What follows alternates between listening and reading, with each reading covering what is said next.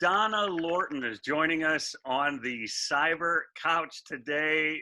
Donna and I have known each other a long, long time. She's a profound woman of God and has become a part of the House Springs Church as well. So I want to talk to you about House Springs a little bit too, Donna. But first, just thanks for joining us on the Cyber Couch today. I appreciate you doing it. Oh, it's my pleasure. Tell me, before we talk about what we're really here to talk about, tell me what's going on with your kids. Some of the people in the church have known your kids at varying stages. Just what's going on with your family? Well, my daughter's a teacher. Nicole, the oldest one, is a teacher. So, her world has been shattered recently. And I think she's come to realize how much she loves those kids. Beautiful. Though, they're little rugrats and they give her a lot of snotty nose and stuff like that. But she's really missing them now and is so concerned for their well-being.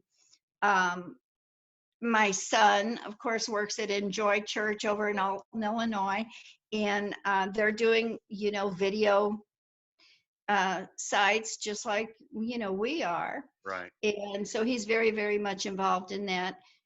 And Julie has kind of lost her job. She was babysitting for some folks who have decided to stay just closer to home. Sure. Guarding her health too, because little ones carry things. And then Christina is a stylist at the lofts out on Manchester, and she had just opened her loft when all of this hit. So they have a huge investment in that, and there's been a lot of grace with the company. Therefore, they are able to maintain her spot being there for a while. I mean, they don't pay rent right now. So that's the grace of God. And Nicholas, my son-in-law, is fire captain for Webster Groves. Wow. So he is a paramedic. So he's frontline, walking into COVID situations now, probably every shift that he serves. So did I miss anyone? I got Nikki, I got Christy, I got Zach, and I think I got the in-laws. And my grandchildren have been very instrumental in helping me. Nikki has been here often to help me, and we do Zoom so that we can talk to one another. Beautiful. We're having you on to talk about a certain thing, but not after listening to all that, I have new prayer agendas, right? Because of the things you just shared. Those are all profound. Every one of us has been so impacted. Maybe some of us not to the degree that others, but all of us know people that are either fighting the disease or compelled to be treating people with the disease and so forth. And so it's so challenging. So this disease, the virus, the pandemic has come to America, and there's been all these great things, these great needs that have erupted and emerged. And you took it upon yourself to start making the safety masks or whatever for people. Tell me, how did you start doing that? Why did you start doing that? Well, sometimes I wake up in the middle of the night because I'm 71 and that happens. And so I on one of those early morning calls, the Lord said to me, you need to do this. And you need to make masks. And I thought, okay. And it may have been predicated by something that I had heard in the news. Sure. Because I have a heart of compassion. And I'm telling you, when I think of those people, those nurses and those doctors out there who I love, who have guarded us, who have taken care of my husband and me, and think that they are subject to not having the tools that they need, what else can I do? I mean, I have the tools I have a boatload of fabric here. I am the original Miss Blueberry. I have gone to Stuff Mart so many times. It's a glut. It's horrible. And sometimes I shake my head, and then and then I can't resist. So I have, and people have brought me fabrics. You know, I'm kind of a dumping ground sometimes because, you know, the grandma's house gets cleaned out. No, Donna, can you use this? Well, I have enough space in this mansion that my husband provided for me to store a great amount of things. So I've got things at my fingertips. And what I didn't have was the filtering material, this stuff. It's called Olefin, or you can use interfacing, but it has to be a certain bonded material. And I put on my courage and went up to Walmart one day, and because I saw that it was available online, but it was going to take about a week and a half to get it. So I, you know, masked myself up and went up to Walmart, and guess what I found? I found rolls of this Olefin stuff that is the filtering material for half price, $2 a roll. And so I hoarded, okay? Good. I don't need toilet paper, I need Olefin. So I hoarded and I bought 10 rolls. And so I've had it to be able to give out to folks who are cutting for me, who, by the way, Vic brought to me. So you decided to make masks. So tell me what's going on. You're doing some part, other people are doing some other things for you. Tell us about that. Tell us the process. Yes, I was doing all of it. And of course, you know, it is time consuming. It's not the machine work that is so difficult at all. It is the time of pressing and turning and cutting the, discovering things. I cut, discovering different processes or what the best product is for the nurses, because you don't want to give them anything that isn't going to be protective of them. Right. So, and then virtually what I did was I just made a ton of masks and had nowhere to go with them. And the Lord had said, just do this. And so I had about 30, and I got a text from Doug Holtzman, and he said, you know, I have a friend. Well, actually, she's a mutual friend that's a pediatrician. She needs masks. So immediately I had 30 to take over to her. They weren't the best, but, you know, I upped my game through a little research. And so now we have a lot of masks. And this is something that I think almost anybody can do at home, and families can do. So you're a seamstress of sorts. Obviously, I can see stuff hanging on the wall there behind you. Mm-hmm. And yeah, that's Patty Schlareth's granddaughter's quilt back there. Come on, I love Patty. All of her T-shirts. Mm-hmm. Yeah. So because it's waiting because the masks come first. Well, I hope it's not a secret, because we just told the whole World Wide Web. Yeah, there we go. So, so you started making them, and then you needed more material, needed people to help maybe with doing some of the cutting. Tell me about some of that. Well, I have often thought everything I ever need I found at the church, and Vic called and asked me, or if he could, you know, if I needed anything, and I said I need people to cut. You know, you know, the Lord's been so good to me, and I'm a little sheltered here. I haven't really faced the realities that many other people are facing. I have everything I need at my fingertips, except I need hands. So he mentioned that during the House Springs meeting, and people started calling me and coming by and picking up Olefin and fabrics, and you know, they went and did what they could do. I have a neighbor that comes over at distance and cuts for me and cleans up the mess, because, you know, this is kind of what they look like to begin with. Look at this. It looks like pennants, you know, because I just run it through the serger and string them together.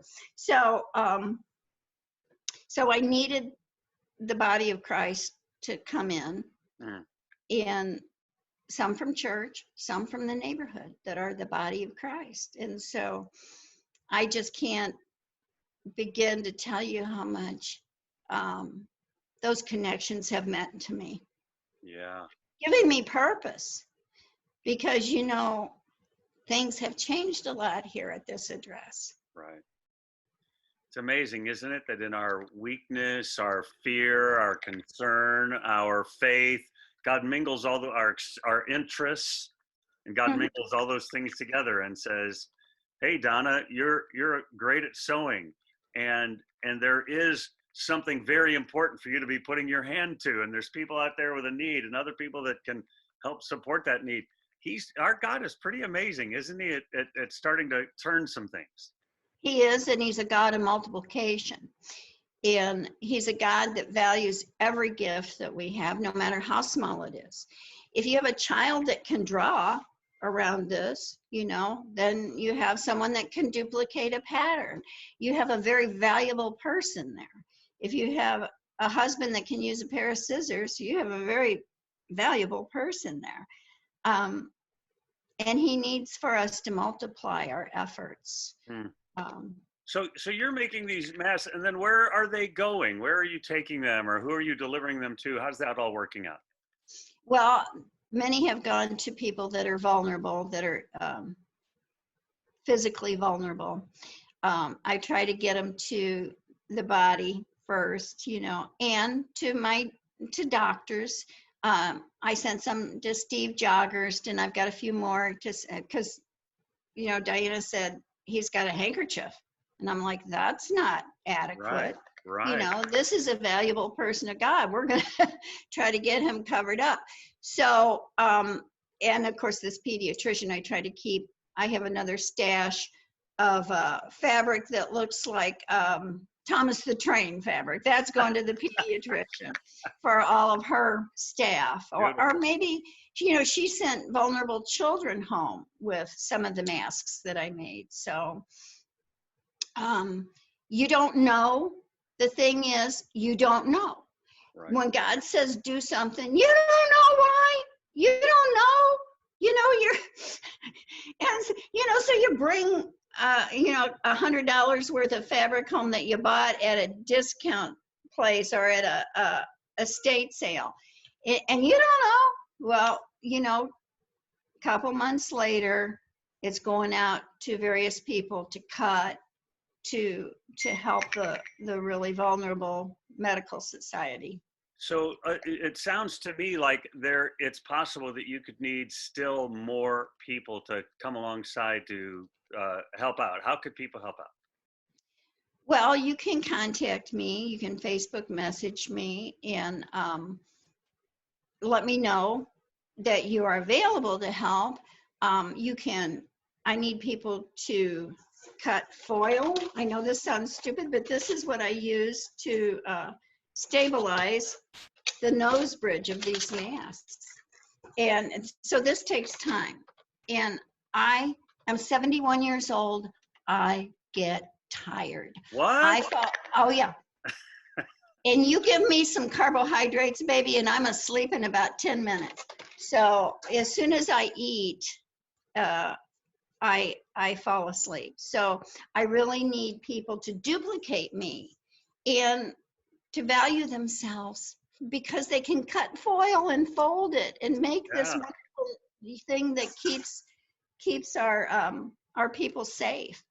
So I need to go to like the dollar store and buy that stuff and cut it based on how you want them to do it, or something like that. Many of us have this kind of stuff at home. See, when I downloaded this source from a woman who was a quilt shop owner that was also a nurse. So she was in the community and she knew what the RNs needed or the LPNs or whoever needed. And she knew that this fabric or interfacing, much of which many of us have at home, was adequate to filter out those microbes. So the whole thing is we're not able to go out. We're really not able to go out. So we need to take things that we have at home and use them. So many of you have these foil pans at home. I just cut the bottom out and then cut these strips and then fold them. Or actually my neighbor does for me. And then the other thing I use is t-shirts, because elastic is a huge issue for us. We can't find it, and it's expensive. And not only that, but it breaks down the cartilage in the staff's ears, or it rubs in it, or it pulls and it hurts and it causes them to bleed. I do not want our ladies and our gentlemen to hurt in any way. I want them protected. So, here, I'm going to show you something real quick. So we don't really want to endanger anyone in going out at all. So if I can order stuff online, I do. And sometimes, now this is, I know this looks weird. This is a t-shirt that has been cut in strips horizontally across the body of the t-shirt. Everyone has old t-shirts. Believe me. I could use you think? And so, I have hundreds of KOV shirts, hundreds. Yeah, so I can use people to cut the t-shirt in about 1-inch strips. And when you pull that strip, it rolls up like a shoestring. And that's very elastic, and it pulls this mask close, you know, to the face. Much more appropriate for use than elastic, and it costs nothing. Isn't God good? God is great. So so this is what the filter looks like. Look at this. This is where that little metal piece goes. So I can use people that definitely can sew, but that is only one part of the whole process. You know, I need people, we need people that can cut. We need people that can do this. We need people that can, you know, cut a ton of these at about 14 inches a piece and stretch it. And you know, those are things that children can do. This is a family deal. And, you know, then we need people that will stand and press and make, you know, or someone that will clean up all of the tags, you know, all of these little pieces of thread. You see this? I have a gal that just comes and cuts these apart for me and folds them and pins them like this, where, you know, it's pinned together so that I can just pick that up and do, you just run it through the machine. So that it's so amazing. It's so spectacular what you're doing, and and you're so inspiring. I mean, I think we all get paralyzed. Like, what can I do? And this issue is so big, and I couldn't possibly make a difference. I'm just little old me, and yet when I hear you talk, I can see that there's a lot of probably little things like this that all of us could do if we would just, you know, listen to the Lord and take a minute to ponder what he has for us. And I always tell people, whatever you happen to like, God's got a purpose for what you like, because he made you that way. You know, I started doing this stuff when I was 8 years old, about the same time that I got saved. Wow. And so I've been at fabrics and threads for a long time. So, and I feel greedy. I mean, I am greedy. Okay, that's one of my, I'm a greedy girl. And I just don't, I'm of that old school of don't throw things away. If you can possibly save it, it can be valuable. But I just want to encourage people who are in bad situations right now to get busy. Yeah. And you know, if you can do a half an hour at night, you can cut these things, a ton of these, in about 15 minutes, and I need them. It takes 4 for each mask. So so I'm going to have people contact you on Facebook. They can find you there, Donna Lorton. You don't have anything special about your name, or do you? In your name, is it just Donna Lorton on Facebook? It's just Donna Lorton. I do have a Facebook page for a quilting thing, but I would prefer that people just contact me with Donna Lorton. Okay, we're going to have people reach out to you, rally behind the great thing that you're doing to help our healthcare professionals and other people. So love you, so proud of you. You have walked this last couple of miles of your life with great elegance and dignity, and we just so love you and who you are. And I know it hasn't been easy, and so to watch you walk the way you've walked, just keeping your eyes on the Lord, is just so beautiful. Well, thank you, Harry. He grabs me. You know, there's times when I drift. You know that. Sure, we all do. And he gets the hook on me. Yeah. He's wrapped me around his neck a couple of times, broken my legs and wrapped me around his neck a couple of times. Well, we're going to connect people with you. Thanks for spending time on the Cyber Couch today. We'll get word out to people and invite them to help you out. All right. God bless you. And I'm praying for you guys too. You have such a, you have a task, but you're ready for war. I know it. God bless you. Love you. Love you.